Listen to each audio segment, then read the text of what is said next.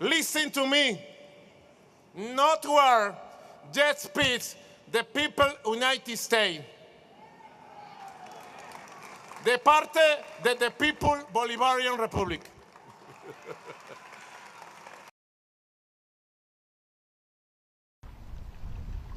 Young man. And in recent weeks, you've been working to deter Venezuelan drug traffickers, of which there are many. Of course, there aren't too many coming in by sea anymore, if you probably noticed that. From sending their poisons into the United States, where they kill hundreds of thousands of people a year. But we're going to take care of that situation. We're already doing a lot. We've almost stopped. It's about 85% stopped by sea. You probably noticed that. People aren't wanting to be delivering by sea. And we'll be starting to stop them by land also.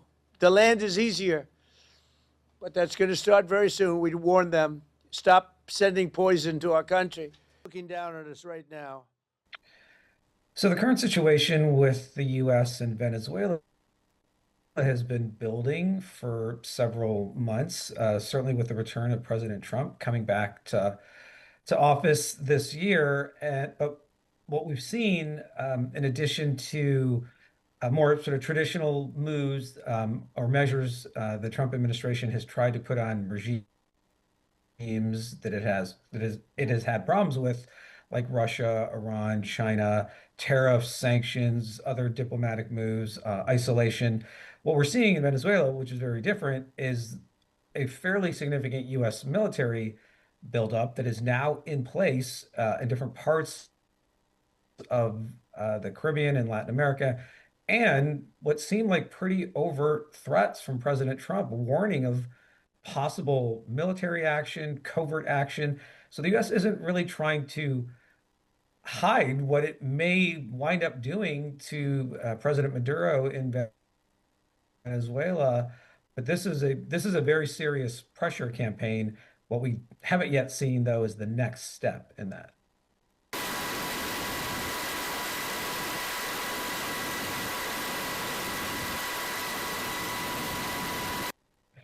So the things that I would be looking for, and some of them have already happened in terms of future indicators of the next phase of the U.S. strategy, are these very sort of bold statements from President Trump. And he has warned of both covert action carried out by CIA and overt military action by the Department of War against President Maduro in Venezuela. That hasn't happened yet, at least on the overt side. Now, again, there may be some covert action happening that has not been reported. But it doesn't seem, even if that's happening, it's not making headlines. Will there be additional deployments of U.S. military resources in the region beyond the presence of the largest aircraft carrier in the U.S. inventory, the Gerald R. Ford, which is on station? There are reports of lots of U.S. military aircraft in different parts of the Caribbean as well, Puerto Rico, Trinidad and Tobago, other places.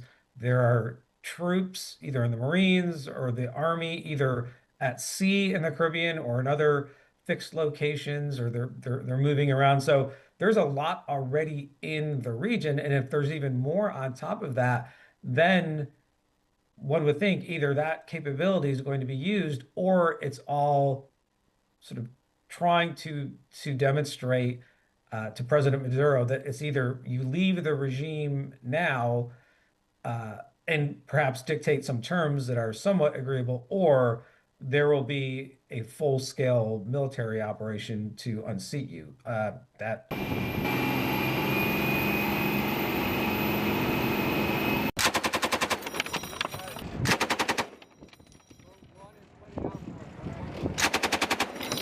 Hemos venido ejerciendo junto a las autoridades políticas, gobernadores, alcaldes también que se han plegado. Opciones de hacer un ejercicio de defensa de costa. Ejercicio de defensa de costa.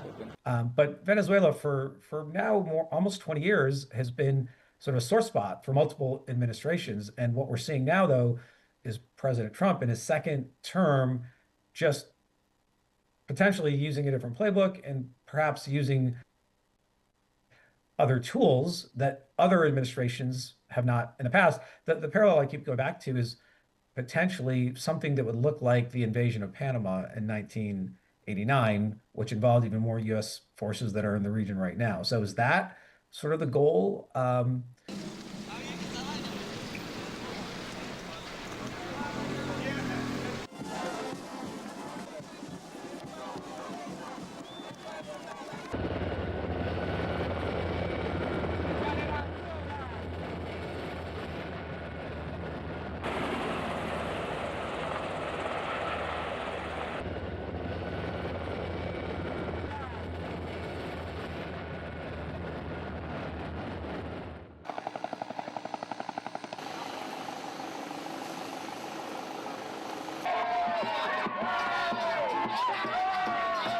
Maduro, the U.S. Designated him the leader of this foreign terrorist organization. Why do you want to talk to him if he's the leader? If we can save lives, if we can do things the easy way, that's fine.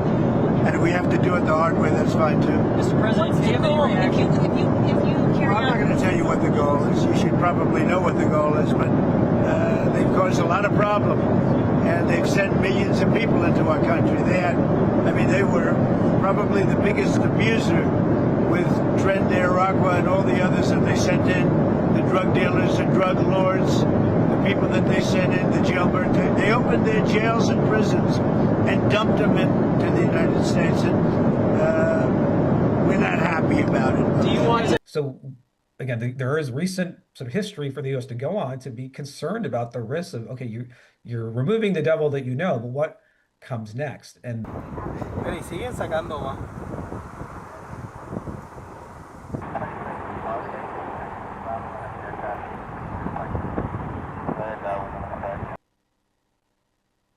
so public support in the U.S. for military action, at least based on the polling data that I've seen, does not seem to be high. And this may be another factor the administration is thinking through, because if we are going to go to war against Venezuela to unseat the regime, that is even very different than the boat strikes that have been happening since September, which are also controversial. But I don't think the American public, for the most part, is opposed to those as they are, as at least based on polling data, as they are about a full-scale military invasion of Venezuela. And right now, Posibles, indestructibles y vencedores de todas las épocas. Esta Caracas defendida por este pueblo guerrero, por estas guerreras mujeres, a los aymaras, a los quechuas, a los guaraní, el Estado, todo mi esfuerzo